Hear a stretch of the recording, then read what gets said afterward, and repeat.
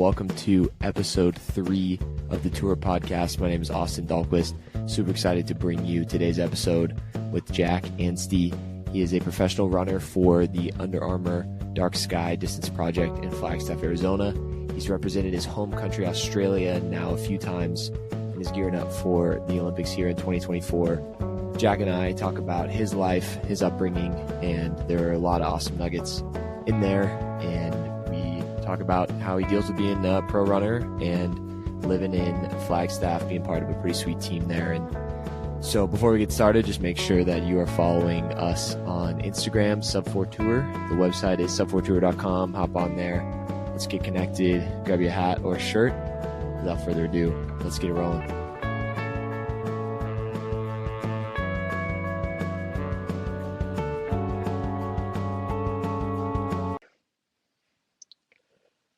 Jack Anstey, thank you so much for joining today. This is episode 3 of the Tour podcast. How are you doing today? Good, mate. How are you? Doing well. Coming in from my office, full work day, but excited to talk to you today. Yeah, should be good. Yeah, man. Welcome to the Tour pod. Here we're all about pursuing our goals, pursuing our dreams, and having a rooted and hopeful mindset in that.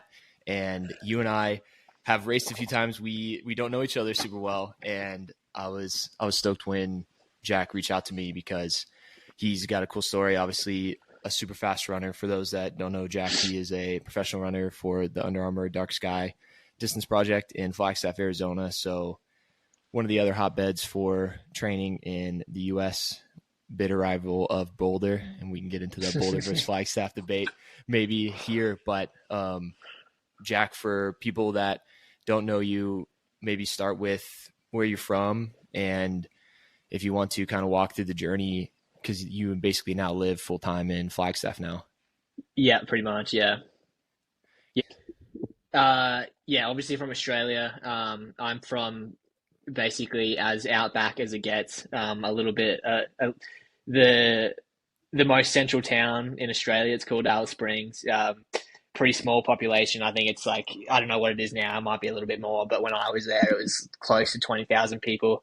And then the next town was probably like a 5 or 6 hour drive. Like, it's really remote. Dang. Desert, hot, 12 months a year. And no one really ran, or even, running just wasn't really a thing.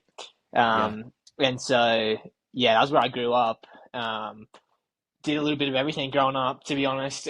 Soccer, I was really into. What else? I was really into my cricket, big Aussie sport. A little bit of basketball. Was always like a tiny kid, so I was never good at anything, contact or anything like that. But yeah, gave everything a go, and then we moved out to the east coast of Australia, to a place called Toowoomba, which is cool, the spelling and pronunciation is neither here nor there. But moved out there, and then that was kind of when I stumbled into running. I was pretty late, probably like 16, 17 when I took it up, and then probably was only like, to be honest, like 18, 19 by the time I like decided to like put all my time and effort and eggs into that basket. So that's kind of like the short story of it. But not specializing in like running at a super young age, I think is like pretty critical to like my development now. Like, I'm 26 now, and I feel like I'm still even kind of like growing like at this kind of age. So it's I'm pretty grateful for that. And for the geography of Australia, for those that are naive, I know that so it's a lot bigger, I guess, than people think. And there's like a giant rock in the middle of Australia. And then, like you said, the East Coast, and then I guess the Southeast that's where Sydney is, right? Is Southeast? Yeah. Then, funny you say about the rock. My dad works in tourism, and like he used to, the reason we lived where we lived is because we were like an hour from that rock, and like he was a tour guide. He was like worked in tourism, and like that's obviously like a huge hotspot for tourism. So like that it's called Ayers Rock, but yeah, that was pretty much the reason. That giant rock was pretty much the reason we lived out there to begin with. So, Interesting. Yeah, because it's in the middle of nowhere. What's the lore behind the rock? Why is it oh yeah, why I is it could worth go on visiting? for days. It's definitely worth visiting. Definitely worth it. There's some other stuff around there too. That is really interesting. Just like indigenous paintings and yeah, a bunch of stuff I won't get into. But if you ever find yourself in Australia, it's definitely worth the flight out there. Yeah, Uh, yeah, very that's cool. very exciting. Yeah, I remember hearing about the rock. I actually had a college teammate and roommate also named Jack Bruce, Oh, who Jack started. Bruce, yeah, yeah, Yeah, he filled me in on some of the things about Australia, and I still haven't been, but I feel like I only hear charming things about it. And yeah, yeah. So where what? he moved back to, he's back in Australia now. Where he is Yeah. now is pretty much where I like moved Okay. to, and where all my Yeah. family is kind of based right now. So, Cool. yeah, not too far from him. Why'd you guys end up Um, moving? my sister went to university in Toowoomba, and then I think we were just like ready for something a little bit more. Um, I don't know, so like in a small town like that, there's just not a whole lot going on. So I think we were just ready for a little bit of a change. And originally, I did not want to make the move. Like I wanted to stay and like was happy in school and everything like that. And then didn't want to make the move. But then as soon as we did, and I realized that there was a larger world outside of Yeah. that small little town, I was pretty Yeah. grateful. So yeah, That's got to be, yeah, a big change from middle of nowhere to a big city, yeah, and probably a big one for going to the US. And so that's my next question. So older sister went to university in Toowoomba, yep, yep. and then so Um, you was yeah, what was that process like for you going to the yeah, US? so she's like 5 or 6 years older than me, Okay. I think. Shit, no, don't quote me on that, but um, yeah, she's like 5 or 6 years older. She went to university, and then yeah, we kind of like followed her out there, give her a little bit of support, and then um, yeah, like I said, I kind of stumbled into realistically like I just kind of did well at like a school cross country event, like did okay there, and then I think the way it works in like Australia or at least my state is you kind of just like work through the levels. You do your there's no like it's very different to how it is over here. You kind of just have like your school cross country race, then you go to like a regional. Um, I think you go to like a there's kind of like two regionals. There's like a what would you call it? Like a metro, and then like a regional, and then a state championship. I think I got through like the first regional, and I just got a tap on the shoulder from someone who's a very good friend to me now, but I didn't know them that very well at the time, and they gave me a phone number of a coach who was like pretty well known in the area. And I was just like so young and naive. I was just like, oh, I don't need a coach. I'll just turn off and like, do it live. Yeah. Um, and then I went to that next race and I like made it to the next stage, but I was like I was like one of the last strugglers to like make it to the state championship. And then I realized pretty quickly after that that I might have to actually start training. Yeah. And so yeah, I called up him and started working with him. One thing led to another, developed a really good relationship with him. And then, yeah, things just kind of took off from there. Won a state championship over 800 that year, and then started to get messages from colleges. And that's kind of how the US thing all kind of kicked off. Yeah. Yeah. So was it the NCAA, or just you probably got offered scholarships, or maybe just to change of scenery? Like what led you to, and then picking Illinois State? Because were you there the whole time, 4 years, I or was after there the whole graduating? time. Yeah, Cool. yeah. I what it kind of was, to be honest. Do you know Patrick Tiernan? Yeah. Absolutely. Yeah, yeah. Okay, so NCAA his champ. brother, yep, yep. His brother is like my best friend. Yeah, like was my best friend growing up around that period of time, and so that coach, his name's Tom Bradbury. He had coached Pat and Jack. Jack is his brother's name, Yeah. kind of growing up. And this was when, like, this period of time when I was like looking to come over is when Pat was like winning NCAAs and stuff. And so I wouldn't have even known there was like the NCAA at all if it weren't for like him like winning, national championships and stuff Yeah. like that. Dang. Um, so I'm like looking at this guy like, damn, this is like sick. I got to get over there. And so that was kind of how it like first got on my radar. And then, like I said, yeah, I like won a few things that got me like in contact with some college coaches. And then, as far as ISU goes, like I never came over here on any visits or anything like that. Like the first time Dang. I stepped foot in the US was like when I like rolled into Chicago and my coach picked me up. So, Wow. um, yeah, I kind of just took a stab in the dark. I really didn't know what I was getting myself into necessarily, but Were you recruited by no, several teams? yeah. I was recruited by like some pretty. It was a bit of an interesting one because I feel like I was like pretty gun ho on wanting to come over here, and I feel like I signed like one of the first offers I got, which was ISU.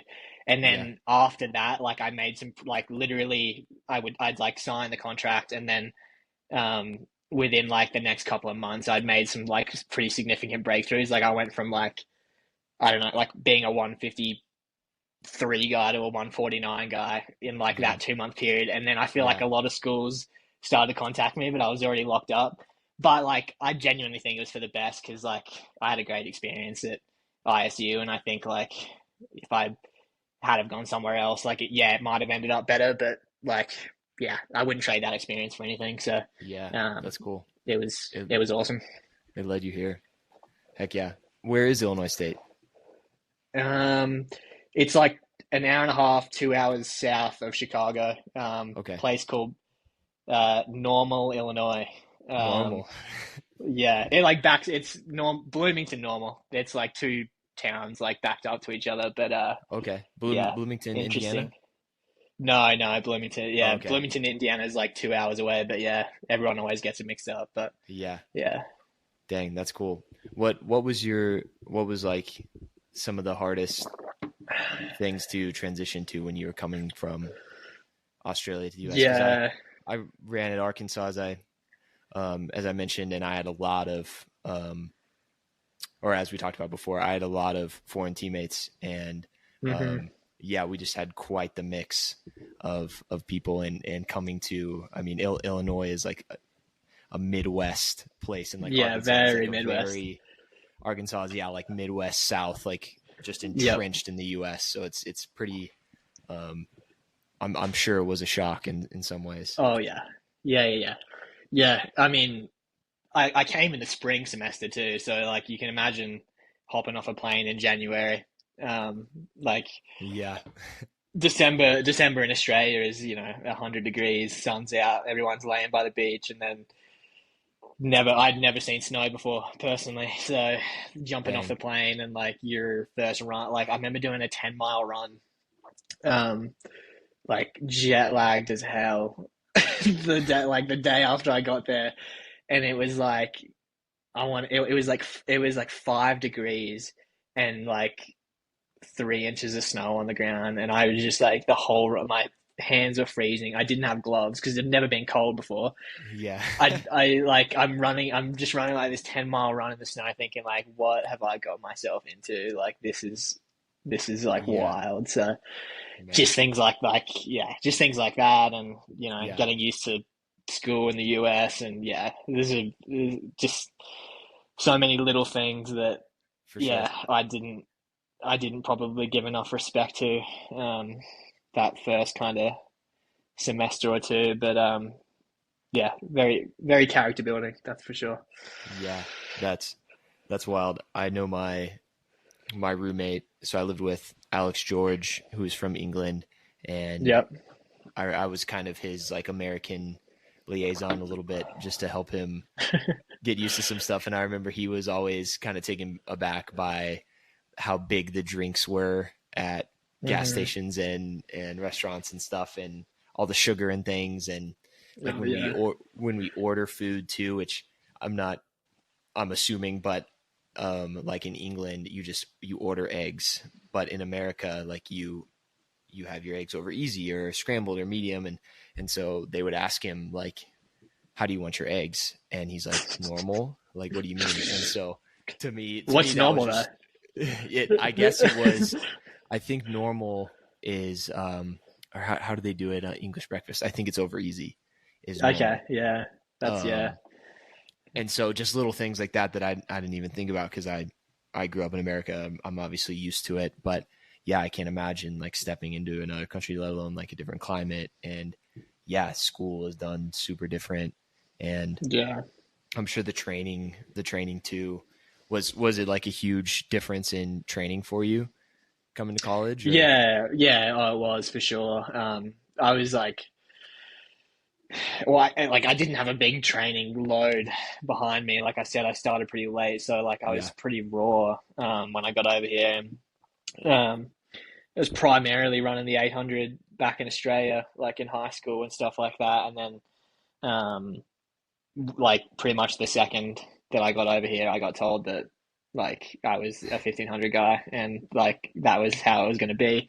yeah Which I like. It wasn't a big deal. Like I probably knew that was going to be the case, but I just thought it was going to be a bit further, like in like a year or two after being there, like I might yeah transition. But it was like, no, like this is what you're doing. Like, um, so yeah, like obviously, um, that was different, and just like running a lot more volume in college. Like there's a bit more expected of you, yeah from that standpoint, and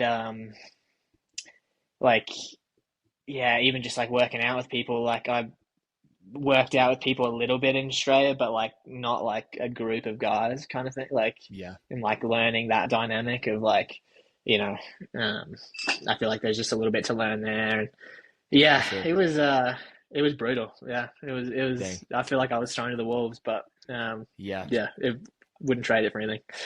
for sure. I feel like that's a college thing too. Is you get there and they move you up an event group, and I honestly believe that it's better to go into college undertrained. And I kind of similar experience. I ran well in high school, but I was pretty undertrained. And I remember my first year, I was running like 40 miles a week, maybe touched 50 in high school a couple times, and then running 70s in college. I was eating like Yeah, four full meals a day, like yeah, thousands and and just thousands, and it sleeping was like yeah, yeah, it was not enough. And that was that freshman year especially was just a huge wake up call, just like a whole nother level. And I mean, you yeah. probably, it sounds like you were the guy there for a little bit in Australia, or maybe a couple of years, going to be from the guy to now you're um to now maybe you're just more of a cog in the machine. But Right.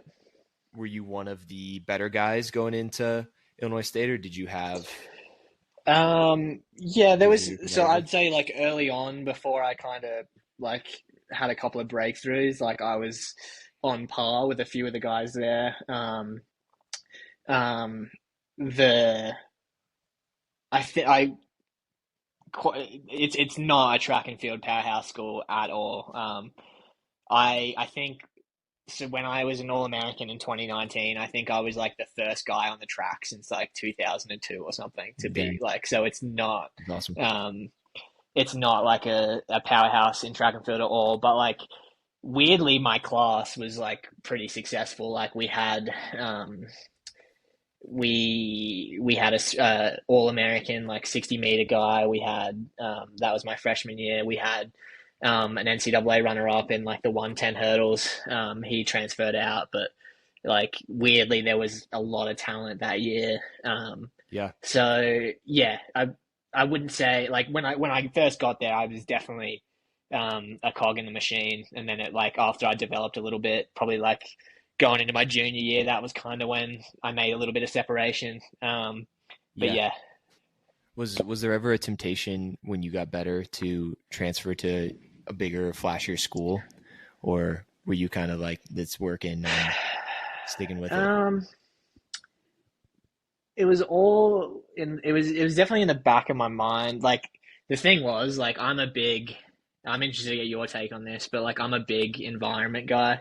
Like if Yeah. I'm happy, like if I'm happy, like things don't necessarily have to be perfect from like a training or competing standpoint. Like Yeah. I just thoroughly believe like if I'm waking up every day and I've got like good people around me, like that's probably more important than, you know, having five guys better than me that I can chase in a workout. Yeah. So by the time I got like to a level where like I could have transferred out to a better school, like I was just like pretty happy with like my situation and like I'd had a bit of success, so I knew more success was possible. For sure. And so it never really, I was pretty happy there to be honest. It never really crossed my mind too much. It was all in. It was definitely in the back of my mind. Like the thing was, like I'm interested to get your take on this, but like I'm a big environment guy. Like Yeah. like if I'm happy, like things don't necessarily have to be perfect from like a training or competing standpoint. Like Yeah. I just thoroughly believe like if I'm waking up every day and I've got like good people around me, like that's probably more important than, you know, having five guys better than me that I can chase in a workout. Yeah. So by the time I got like to a level where like I could have transferred out to a better school, like I was just like pretty happy with like my situation and like I'd had a bit of success, so I knew more success was possible. For sure. And so it never really, I was pretty happy there to be honest. It never really crossed my mind too much. Yeah.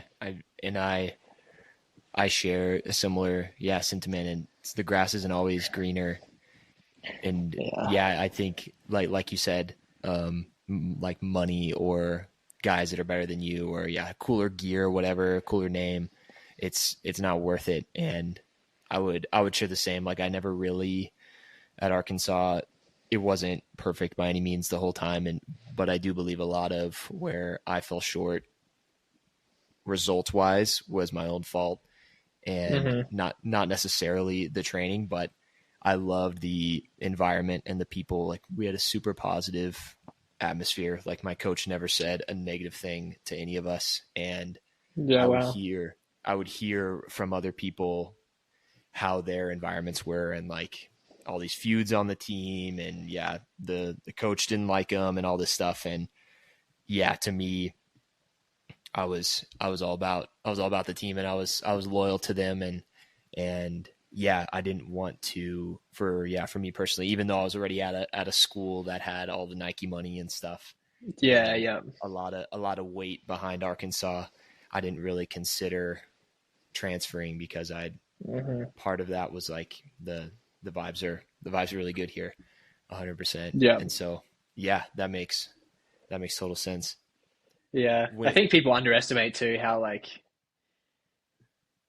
I don't know about like you can probably speak to this as well, like moving to new groups and stuff like that. Like very rarely do you like change your circumstances and it clicks right away. So like I was always very wary that like okay, if I transfer the first year objectively, there's going to be some transitional stuff that like I'm. yeah It's not like I'm going to go from, you know, it's not like I'm going to make that jump immediately. Like there's going to yeah have to be like a period of time of adjustment. So that was no, for always sure. kind of in the front of my mind.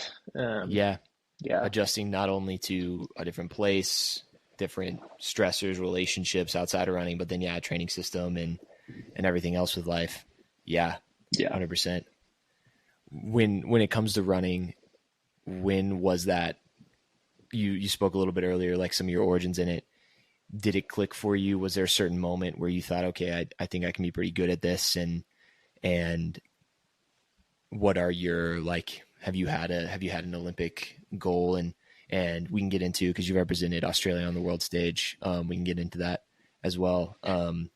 But is there a certain point in your running journey where you're like, okay, this is what I want to do, and this is what hmm I'm gonna pursue? Yeah. I think it's definitely evolved a bit, but if I'm being completely honest, like I don't think like when when I first came to the US, like although I was very like raw to the sport, like I hadn't had a whole lot of experience behind me. Like I came over here like like with the thought that this was going to be a stepping stone to like making it a career, even though I was like not like anywhere close to that being a possibility at the time. And even my first couple of years of college, like it wasn't on the cards at all. So yeah, if I'm being honest, like it was pretty young. Like yeah, before my freshman year of college, like I knew that like I wanted to do this as a career. So That's great. yeah, I was definitely pretty naive, but I guess it's worked out. So Yeah, it starts in the brain, man. Like, yeah. and that's something that I want to pick your brain about, just in general, like the mental side of it. But that's really hmm cool. What are your goals in the sport? Yeah, I mean, it's hard. Like I work with a sports psychologist, and like a lot of what I've been working on, like especially more recently, is like trying to get away from like I feel like all my life I've been like the Olympics is the pinnacle as it is Mhm. for everyone, right? Like you want to Yep. like and like while I think that's like a very attainable goal, like I've tried really hard, especially in the last 12 months, to like get away from like waking up every single day and like that's all I think about. Because Yeah. like I feel like I've had so many moments like in my career that like as like when I first got into the sport, like I never would have dreamed of being able to achieve, and like I've almost like kind of disregarded them because like oh that's like I'm like that's a cool achievement, but it's not the pinnacle, if you know what I Mm. mean. So like I've Yeah. almost like haven't really appreciated it.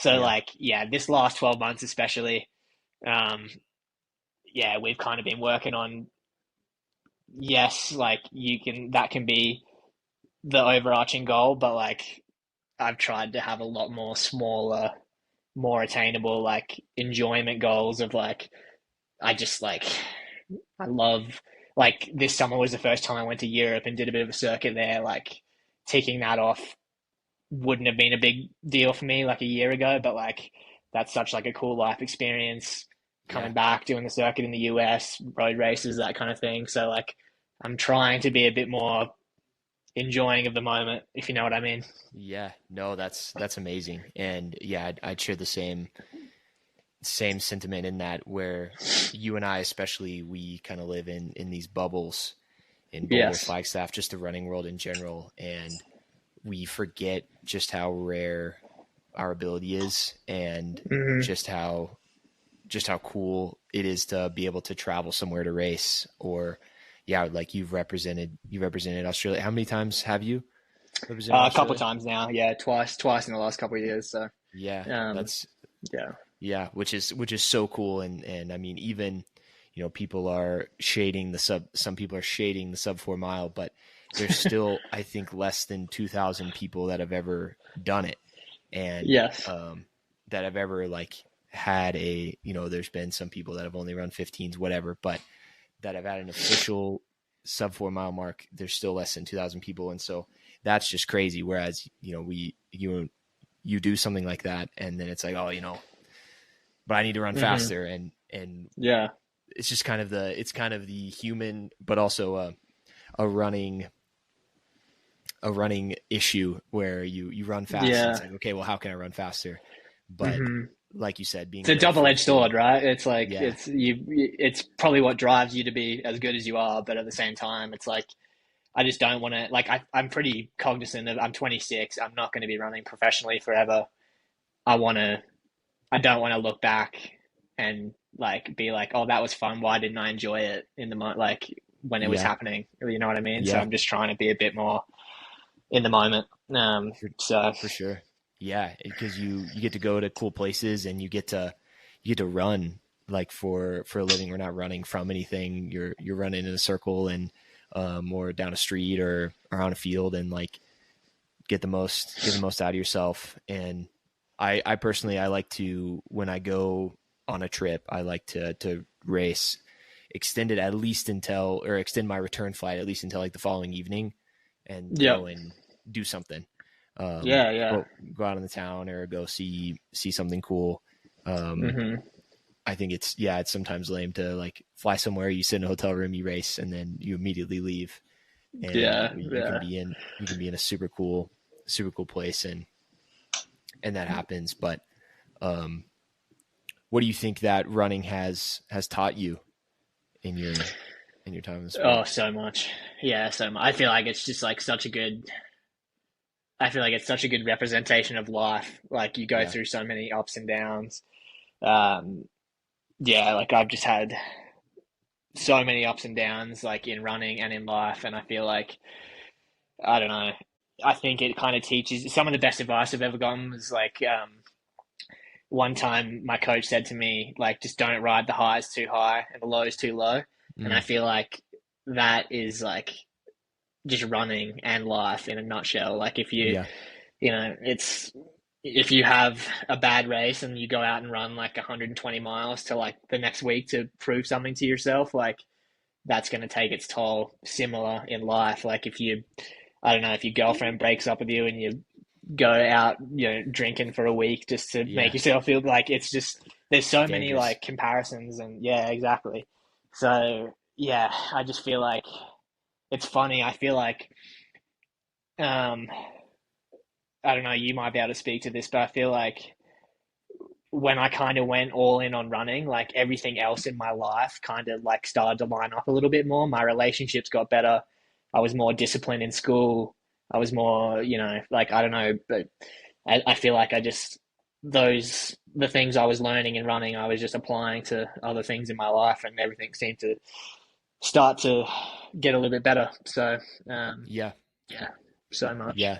No, that's so good. And yeah, I agree with not putting your faith on all the circumstances of the world or the circumstances of running. And I mean, especially we can have days where we feel amazing on top of the world, and then the next day we can feel terrible, or we can have Yeah. a sweet race, and then 2 weeks later absolutely bomb it. And Hmm. um, yeah, that's just I think for me two parts of that is like when I'm focusing on running, yeah, I am able to running has taught me to be like disciplined in other areas of my life. But I think I really started to actually excel in running when I wasn't living and dying by it. When it because I Yes, think yeah, for 100%. for a long time it was my God, and like I wanted so badly. I ran four flat when I was 19, and I so badly wanted to break four in the mile, and like I so badly wanted um, to be the fast guy and all this stuff. And then I think finally when kind of what we're talking about, like able to, yeah, this is my God given talent. This is what I'm going to pursue, but I'm not going to live or die by it. I think at Hmm. that point when you're able to let it go a little bit, um, then you're able to I believe see your potential Yeah. because at the end of the day, if somebody is going to, I believe if somebody's going to love you more or less, whether you've run four flat or 359 or, 350 Yeah. or 349, then they don't deserve to be in your life. Um, Exactly. Yeah. and Yeah. it's not gonna, at the end of the day, I think we won't miss how fast, or we won't remember or miss how fast we run, but like the relationships, the experiences, all of that along the Hmm. way. And it's super cliche, but um, yeah, I agree with you there. But that's super cool. And so you're running pro for Under Armour, and you've been pro for 2 years now, Yeah. or This is three, year three. Yep. year three. That's awesome. So, Yeah. um, because that kind of has, and I kind of want to get into like I guess I was kind of alluding to it, the pressure of that. Like Hmm. you're a pro runner, and it's your job, it's your source of income.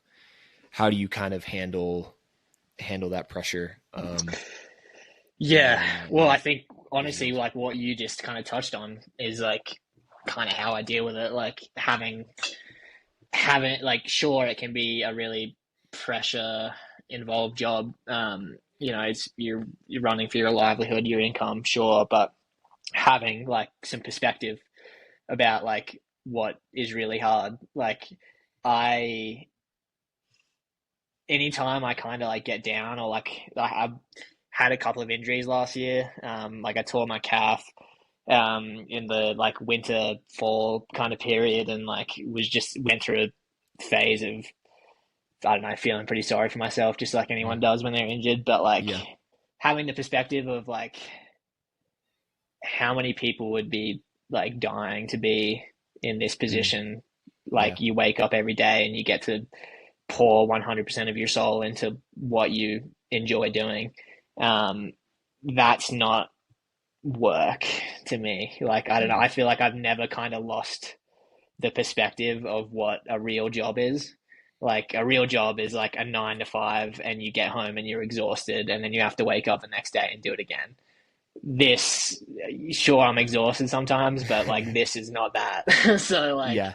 I don't know. Anytime it kind of gets hard, and I'm worried about sponsors or anything like that, I kind of just have to bring myself back to, this is not like, this is not real work. Like, this is fun. Like, you want to do this. You're lucky to have the resources that you do. And I think, yeah, having that perspective has done wonders for me. So Yeah. yeah. Yeah. No, that's amazing. um, And I think injuries, I don't ever want any runner to get injured, but I think it's a part of it, and most everybody gets injured. And I think it's right. just such an important, like you said, perspective part Yeah. of it, because yeah, you're able to, I believe, put things in the right place, and Yeah. be grateful for what you have. And I broke my sacrum 4 years Oof. ago now. Put on 30 That's a tough one. pounds, and like, yeah, it was right before COVID too, so it was like, which is kind of a good time Ugh. to get hurt because there's Yeah. no real rush. But yeah, I mean, I was doubting whether I could break 7 in the mile ever again, let alone like run fast. Hmm. And but So I'm how much super. time did you have to take off for that? I didn't do a thing for 6 weeks, like a Okay. thing, and I would like sleep on my stomach because um, that was the only time I wouldn't have pain. But I'm really glad it happened, honestly, because it revealed to me what I mentioned earlier. What I already knew is running was an idol in my life, and I Yeah. was able to let it go. And I wanted to say this. It's a rock song. It's hold on loosely, but don't let go. If you cling too tightly, you're gonna lose control. I forget the name of that song, but I think it's really good. It's like if you hold Yes. on to something so tightly, yeah, you're riding those waves, and like Hmm. you're gonna be miserable when, like you Yeah. said, like we should be grateful to even be able to do it. Um, Right. so that's super cool. Some people are probably wondering, like what does a normal day look like for a pro runner? Yeah. Yeah. So I mean, if you know Flagstaff, we live like less than a mile, probably like a quarter mile actually from Buffalo Park. Like I could literally look out my window and Buffalo Park's um, just outside. So normally, yeah, depends what day it is, obviously. But today was just like actually it's snowing, so today is a terrible example. But no, normally I would just duck out the front door, do my first run in Buffalo Park, and do a couple of loops around there. That's probably one of my favorite spots to run in flag. Come back, um, might do like some physiotherapy, like have a meeting there, or like maybe get a massage. And then, like I said, I've got a sports psychologist that I talk to once or twice a week. So I might jump on Zoom with her, and then yeah, eat a meal, take a nap. Yeah. I'm a huge nap guy. I Oh love a yeah. nap every day if I can. That's And huge. then yeah, probably get out in the afternoon and do a double or something like that. So it's yeah, there's not many other ways I'd rather spend it, to be honest. So Yeah. yeah, feel pretty That's lucky. sweet. What are you doing in the free time? Are you like playing games, watching shows, or Yeah, I'd probably be on YouTube. I'm a big golf guy, so I'm oh into like the cool. golf YouTube scene. Yeah. I love golf. Not a good time of year to be playing right now, but Arizona's got some good golf. And then yeah, I normally my roommate Casey and I will watch TV. We're watching Dave right now. Have you ever seen Oh that? yeah. Yep. Little Yeah, it's Dicky. funny.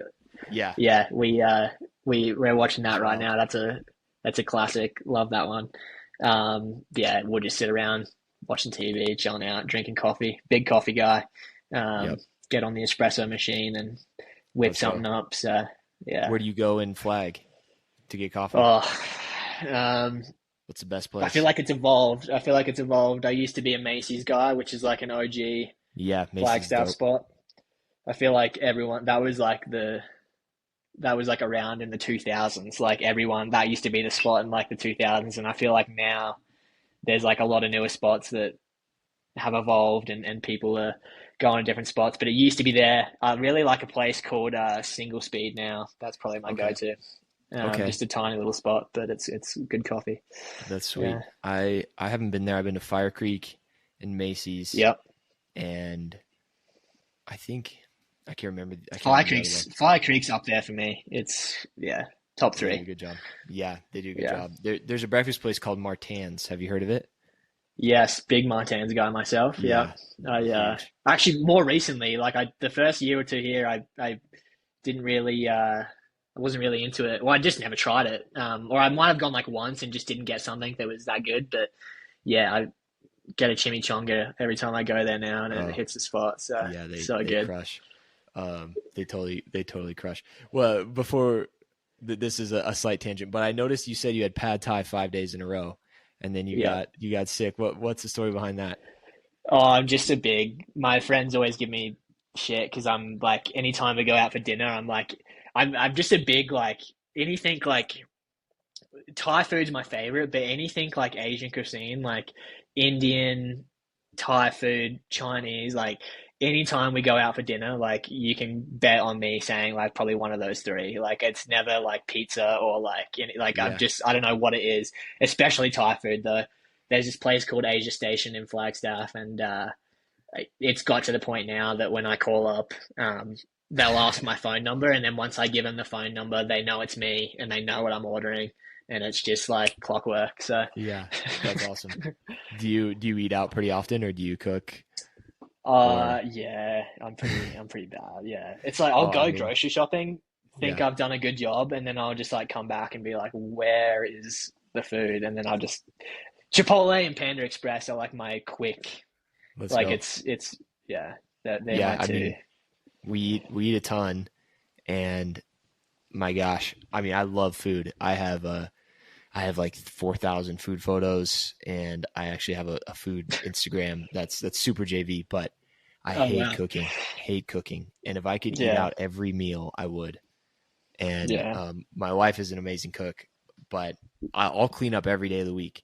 But do not like cooking and love just eating out. You can just you eat and then you throw it away and you're done. And it's yep, like, man, let's yeah. go. Well, that's So I'm a bit of a neat yeah, freak too, so I'm there with you. Like I don't mind like a messy kitchen or whatever, and I'll clean it up obviously, but like I don't know if I can go to Chipotle and pay a couple of dollars more to just eat there, come home and be done. Like yeah, I'll happily do that. 100%. Here's another tangent question for you. Would you rather eat out every day or eat out every meal or have a personal chef?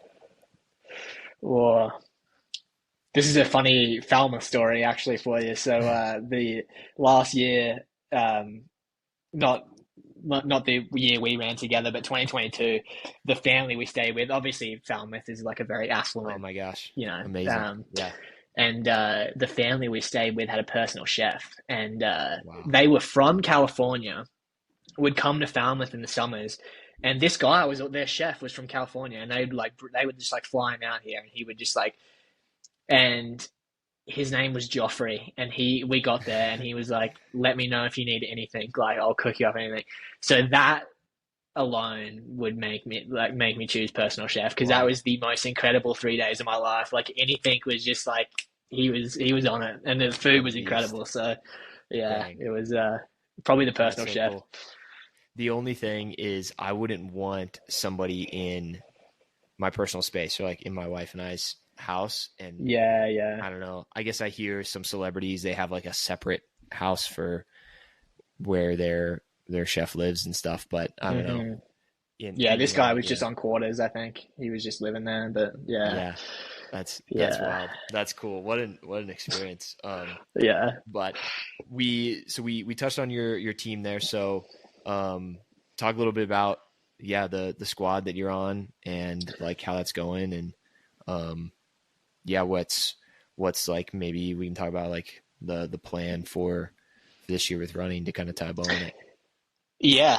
Yeah. Like I said, this is year 3 out here, so it's been pretty dope to kind of watch things evolve on this team. Like I feel like when I first got here, um, it was just after the Olympic year, and like team was in a good place, but like I feel like there was a couple of holes here and there, and like just like over the last couple of years, the people we've recruited and like the things like we've been able to do as a team has been pretty unbelievable.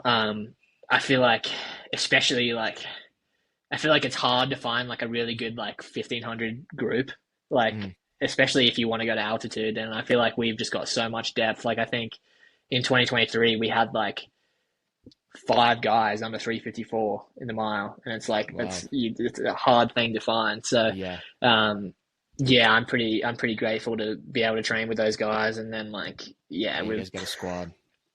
yeah, and then yeah, it's good for me too because I feel like I struggle at altitude a little bit. Um, just I'm getting better now as I'm like spending more time up here, but Yeah. like um, I definitely struggle up here, and like having that many guys is only gonna tug me along to be better. So yeah, it's been pretty cool, and yeah, going into 2024, like I think um, like personally and from like a team perspective, I don't think I've been up here for a better kind of fall winter block Let's go. than like this kind of period. Like, um, everyone's kind of healthy. Everyone's um, been doing good volume, and I think that December BU meet was pretty good for us. So, Yeah. yeah, I think going into this indoor season, and then obviously on the outdoor, I think everyone's going to be taking some pretty big steps. So it's going to be exciting to watch. Heck yeah. What's the hardest part of training at altitude to you? Because I share the same. It's hard. Yeah, I just like, and we can touch on like the double threshold stuff that you said as Yeah. well, but like purely just like I'm not that aerobic. What is Yeah. what it comes Same. down to. Like I'm not like running threshold up here is has to be a lot slower than like what a lot of other guys are doing on the team. Like, and I'm getting better. I'm getting a bit stronger like every year that goes by. But like I don't know, like I can. It's sometimes disheartening to run, like go and run like a 4 or 5 mile tempo, and I'll run like 5:05 pace, 5:10 pace, and I'll be super stoked with it. And Yeah. then like I'll do it with the guys, but then they finish and they're just like can't even blow out a candle because like they're just so like it's not hard for them at all. And I'm just like, this is like that's like I Oh my was gosh. in the red for I was in the red for 4.9 miles out of that five Yeah. mile threshold. So yeah, it's humbling to say the least, but That's it's what funny. it is. I'm the exact same way.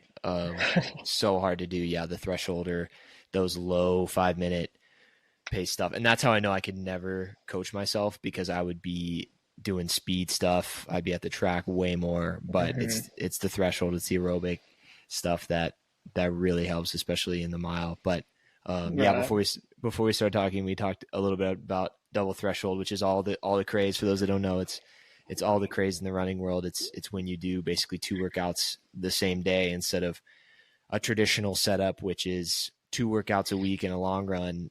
The running world has kind of hopped on this craze of 2 workouts in the same day, but they're at a pace that's not supposed to be super taxing, and that's why you're able to Hmm. do it twice in a day. But there's a lot more to it. You have to hit the specific blood mmol levels and lactate threshold and all that stuff. And I'm probably butchering a lot of it, but how has that been for you, the double threshold Um, training? I went into it very apprehensive, and I can honestly say I've really, really enjoyed it. I don't, have you done much of it at all, or are you just No. still kind of, yeah, okay. Yeah. Yeah, Um, we yeah, go on. Oh You haven't no, done no. much of it? Yeah, yeah, we do we're on the single training still, which I believe, yeah, works for me. I'm just curious curious as the double threshold. I mean, I feel like I'm already dead after after one session. I can't imagine coming back. Yeah. The reason I think I enjoy it is because, like, um, I feel like when you're doing one session, there's like, yet, like, the coach will say threshold, but like, if you're doing one session, there's always so much like leeway of like, yeah, we'll call it threshold, but you can go out and run like a bit harder because like you haven't got to bounce back for anything. Whereas, like, I feel like on double threshold, it's like you have to be so within yourself on that first session and like make sure you're doing the right thing as like, because you're just going to be toast if you don't. And I'm always a big believer on like, I'd much rather train, like, my philosophy is I'd much rather train way under Yeah. um like where I should be than way over. Like once you cross the line and like you're like running too hard, like it's just, if you're doing that consistently, like it's just, you're not going to yield the right results. Whereas like Yeah, you're if you're toast. consistently under where you should be, but you're doing it consistently, like that's still gonna yield positive results. So 100%. um yeah, I it definitely takes a little bit of time to get used to the volume. That was probably what I struggled with the most at first, just like feeling like fatigued on the back end of that second session. But like once you do it, I feel like 3 or 4 times and like get the rhythm for it, it becomes one, a lot less daunting, and two, a bit more enjoyable. So yeah, I mean, I've only had the one race, that BU December meet, to Yeah. kind of like as like a checkpoint, but like I think going into this year we'll get some more checkpoints, and we actually don't do it that much, to be honest. Like probably like once every 3 weeks or so. Oh, okay. Yeah. Um, but I, I I I think especially this fall it was like a pretty important ingredient. So Yeah. yeah, yeah, Just getting a lot of volume, but not totally frying yourself. And I completely agree right, with. I believe there's some days in training or in a training block you got to go to the well, but you're already going to the well in the races, and right. yeah, you gotta be able to save some. And so it's like Hmm. aim for B plus most of the time, and just get it in. But um, going off the racing now, Australia has their outdoor championships in March, correct?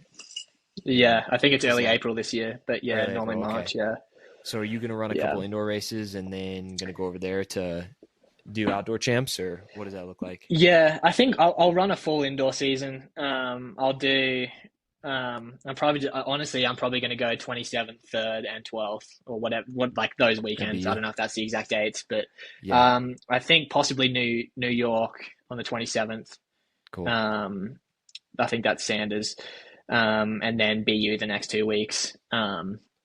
Uh, so yeah, I'll run those, and then hopefully I'll get the world indoor standard, and I'd like to do that. That's early March. That's like March 1st or March Yeah. 2nd. Glasgow. Um, Glasgow, yeah. Yeah. My teammate World Neil, indoors. he's already qualified. Oh, let's go. Yeah, world indoors. Yeah. My teammate's already qualified. I think we'll have a couple of other people there. So that would be good to do. Um, And the and standard is then yeah, 353.8. Is that the standard? 5, I think. Oh, Yeah. really? 353.5. Yeah. Cool. So yeah. So yeah, I'll get a couple of cracks at that. And then, yeah, if I do that, I'll probably just go straight home from Glasgow, I imagine. And then I'll have like, I think it's, yeah, like April 10th, I might do one race at home before that. And then, yeah, do Australian champs and, yeah, see how that goes. So, Yeah. Yeah. And then yeah. probably, ideally Paris, and probably, I'm sure, will you take a break after Aussie champs, or will you try to go all the way to, It depends. yeah. Realistically, like I'm gonna have to chase points this year. So like I just think there's not like that's the conversation we had the other day at least. Like me and my coach was just like I think I just have to be okay with there not being a lot of downtime in between anything this year. Like it's just kind of gonna be one thing to the next. Yeah. So I mean I I'm gonna have to chase points. I'm not one of those guys that like is behind the computer at 11 p.m. like working out exactly to the point what I need to run at what specific meet. I have no idea how the rankings and stuff work, but Oh my I'll gosh. just trust my management to get me in the right races, and I'll run as hard as I can. But yeah, it's a Yeah, bloody headache to understand all that stuff, so I just try not to worry about it. But for yeah, sure. it's I think complicated. that's the way to do it, is to just run as hard as you can. Just get in and yeah, turn the brain off. And I don't Yeah, understand it. I feel when I try to explain it to people too, like when I tell people I'm qualified for the U.S. trials, they're like, "Oh, so you're going to go to the Olympics?" It's like, well, I have to get top 3, and I have to run faster before or right after, and I yeah, also have to beat a certain amount of people, and it's not even worth it. It's just like if I get top 3, then I've probably run fast enough. So I'm just gonna yeah, uh, exactly. it's Yeah, so dang, yeah. And you and I are kind of used to the long mile seasons, but um, yeah. that's super cool. Outside of running, your running goals, do you have like overarching life goals, like an overarching like tour that pertains to like who you are as a person? Yeah, I'm in school right now. I've been trying to tick away with some school for the last couple of years while I've been out here. It's so hard. Like the degree I'm getting my master's degree back in Australia, but it's Oh, cool. one with it being back in Australia. It's so hard. Like like I I can't do online lectures or anything because it's going to be 3 a.m. in the morning and stuff like that. So there's a lot of difficulties presenting themselves with that. But yeah, I've only got about a year to go to get my master's degree that I've been working on. So that's something that I would like to. That's a big goal of mine that I'd like to tick off in the next couple of years. Yeah. What is it in? And then I'm doing exercise physiology Oh, back cool. in Australia. And Cool. then yeah, I did kinesiology. Well, my undergrad over here in Illinois. Um, and so yeah, it'd be nice to get that ticked off. My mum keeps bugging me about it. When are you gonna finish it? So um, like every good yeah, I mean, mom. oh yeah, she's always on my case, but in a good way. Love you, mum. Yeah. Um, and then yeah, honestly, that's the big one in the next couple of years. I'd like to get that squared away. Yeah. And then yeah, after Is running, that we'll see what happens if I move yeah into something with that that, that. that was my question, is that a goal after running, exercise science of some kind? Yeah, I'd like to get into some coaching, to be Yeah. honest. Yeah, I could see myself really enjoying a career in coaching.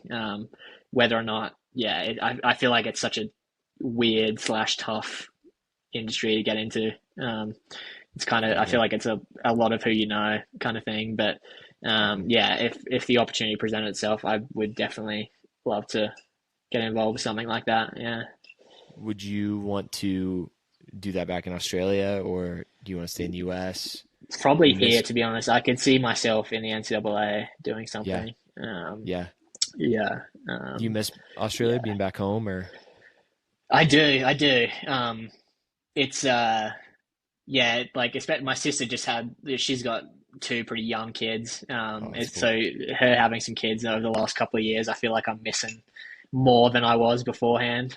Yeah. Like it's like I go home a couple of times a year, and like just seeing how much like the her two little ones have grown in between each time that I've been away it's tough. But yeah, I do miss home, but like at the same time, I've been over here for 7 years now, and I feel like I've developed so many relationships over here that if I were to go home, I'd probably feel exactly the same way. Like Mm, I'd be missing the yeah, people here. So it's it's a double edged sword. Um you're gonna be missing people no matter where you are in the world. yeah, So it for is what sure. it is. Do you think you'll end up back there, or not sure yet? I think so. Eventually. I I would like to say not for a little while. I'm pretty happy over here at the moment. But you never know. We'll see what happens. Yeah. No, that's So, that's where are super you cool. from? I'm from So I was actually born in North Dakota, but Oh wow. moved around a lot as a kid, and Texas is where I went to high school. And Okay. so I say that's my hometown, is a suburb of Dallas Fort Worth, and then yeah, college at Arkansas, and then out to Boulder for more than 4 years, which is crazy. Yeah, wow. I don't think I have a particular. I don't know if you think I have a particular accent. Maybe I just sound American. Um, No, I but can't tell. Yeah. um, but yeah, I think now we can go to the fun question that I ask everybody. Everybody on the podcast, the ending question, unless there's anything else you wanted to No, touch no, on. go for it, mate. Let's go. So the fun question is, if you had to have one quirky feature in your future home, what would that be, and why? My answer is a basketball hoop. I would like an indoor basketball hoop. Okay. You mean like full glass, full Oh like yeah. okay. Yeah. And I Nice. think the way to attain that in like a non super rich way is to buy land that maybe has a barn on it and Yes. repurpose the barn into a full court So basketball hoop. you want a full court. Okay, you want to okay. Yeah, Yeah. nice. Maybe a half court. I love basketball. Maybe put a little gym in there Yeah. too. But Yeah, that'd be sick. it'd be so cool to just put up a shot or two, and then, because playing basketball can Yeah. sometimes just be a hassle. Yeah, it can be. I would say it's going to be something golf related. Probably a simulator, like a golf Yeah. simulator. Yeah. Um, that would be sweet. Or maybe like a putting green, like maybe just like a full golf room, like a basement Yeah. that's just dedicated to golf. Also, that would be my number one pick, but my roommate and I are in a bit of a pickleball phase right Okay. now, so maybe like a pickleball court or something like that. Yeah. Yeah. Yeah, Pickleball's really we've taken been off. having some. Oh yeah, we've been having some good battles lately, so maybe something along those lines. Let's go. That's super cool. What is your golf? What is your what's what I'm looking for? Handicap.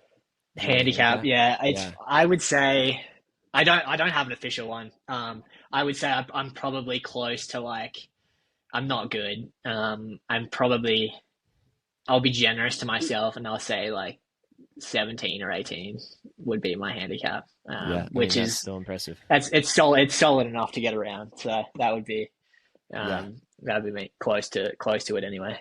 When did you start playing golf? I played a fair bit growing up, but like I feel like I've gone through phases. Like I played a lot with like a lot of friends in high school, and then I got over here, and then like when I was in Illinois, like I didn't play a lot, and then yeah, I kind of like deeply got back into it probably like midway through 2022. Cool. So like a couple of years now, I've been back being obsessed with it. So Yeah, that's cool. I'm yeah, terrible at it. I love golf. I'm terrible. yeah. I played Top Golf. Have you ever played Top Golf? Oh yeah, yeah. So good. Yeah, it's fun. I can actually kind of hold my own there. The tee helps, or the little Yeah, rubber tee helps. But yeah, I would love yeah. to. I'd love to play. And actually, I lied. I have a couple more rapid fire questions that I think would be interesting to hear from you. What is the coolest place that you've run, and the Ooh. worst place you've run, or Okay. raced or run? Yeah, Okay. Yeah. Coolest place I've ran. Probably easy to do the worst first. Worst would be we can bleep them out of here. Car- Carbondale, Illinois, Okay. Southern Illinois. Like I think it was late May going into June, stinking hot, humidity. The track was like not in the best shape. It was just like it's yeah. If you know, you know. Brutal. Um, best place. That's a difficult one. Best place I've ever ran. Maybe it's just in the front of my mind because I did it recently, but I went into when I did World Road Running Champs this year, I went in thinking Latvia was going to be, or Riga was going to be pretty rough. Yeah.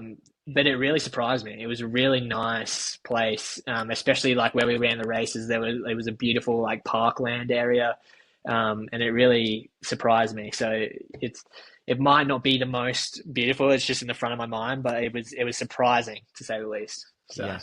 That's cool. It looked pretty. Yeah. It definitely looked pretty. Yeah. What about two more rapid fire? What about the your best race and your worst race ever? Oh, a lot easier to give you the worst ones. Mine's Terre Haute, Indiana, NCAA cross, without a doubt. Okay. Did you ever race NCAA cross? Outside of, were you outside of 200? Oh yeah, once. Oh yeah. My freshman year I was 228, and then my junior year I was 196. And I will caveat and say that I thought I broke my foot at conference. That's an excuse. I didn't run for 10 days. It's an excuse though. But at Louisville, I was 88th my sophomore year and then 43rd my junior year. My senior year. So the vibes were way better at Louisville than. Okay, that's good. So the 228 is your worst race? Yeah. No, I never ran NCAA cross. We never qualified as a team, and I certainly wasn't going as an individual. It's probably going to. Yeah. Oh, sounds, especially Terre Haute. Like you can get some. Yeah, Terre. Actually, I might take my my location back and say Terre Haute. Terre Haute's an interesting place to race. Yeah. R.I.P. What do they call it? What do they call it? Cross country town or cross country town USA, Paradise. And Paradise. Forgive if anybody listening loves Terre Haute. I'm sorry. So much heartbreak there. It's just not the best place to run a cross country meet. It's got some charm, but not my favorite place in the world, I'll say. No. So would that be your worst race? Yeah, I'll take I've ran a few cross country races there that can definitely go in the bin. Take your pick. Take your pick. Best race. Actually, no, sorry, I'll take that back again. I'll go. We were in a pretty small conference at ISU, but I think freshman year, I went from not making the finals indoor and outdoor in the 1500 to sophomore year winning both. Cool. Which I don't think has probably been done that. I don't think people are going from not making the final to winning. So probably not like my most memorable races, but I think that was cool to do. So I'll say absolutely. That. Yeah. That's huge. I think the last thing before we ask where people can find you is what's the best advice you think that you can give people? Best advice I think I could give. Something that Noel Coach said to me one time. It's pretty deep, but I think it's helped me through a lot. Faking bravery when you're terrified is being brave. Okay. Yeah. Just going for it. Yeah, just like, I don't know, some racing experiences when you're, got a lot of anxiety and stuff like that. I think that quote has helped me immensely. So yeah, I think, and it's running. I mean, a lot of sports are similar to this, but it's a brave thing to race. Like you're just so exposed and like, it's so vulnerable. Yeah. Yeah. If you blow up, everybody sees it. And, sometimes you just gotta freaking just go for it and just get the mind out of the way. And so that's something I know I'm personally trying to work on, is just like not even thinking beyond that moment. Like if there's a move, like just go with it. And because we say it all the time. It's like you never regret going for something if you blow up, but you regret not going for it. Like 100%. Yeah.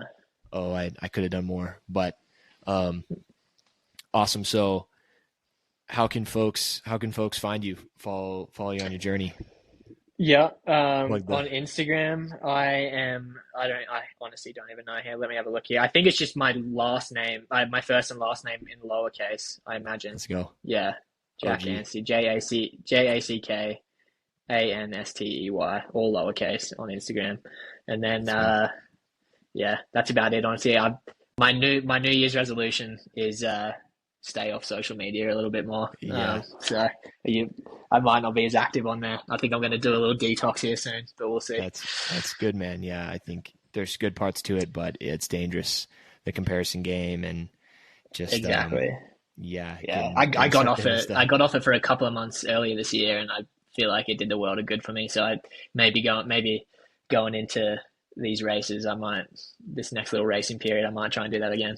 Yeah, I think that's a good lesson in itself. Go out and enjoy the world. But Jack, it's been an honor. Thank you for taking the time, being part of the tour podcast episode 3. Appreciate you, man, and best of luck, man. Coming up this coming year. We're rooting for you. Awesome.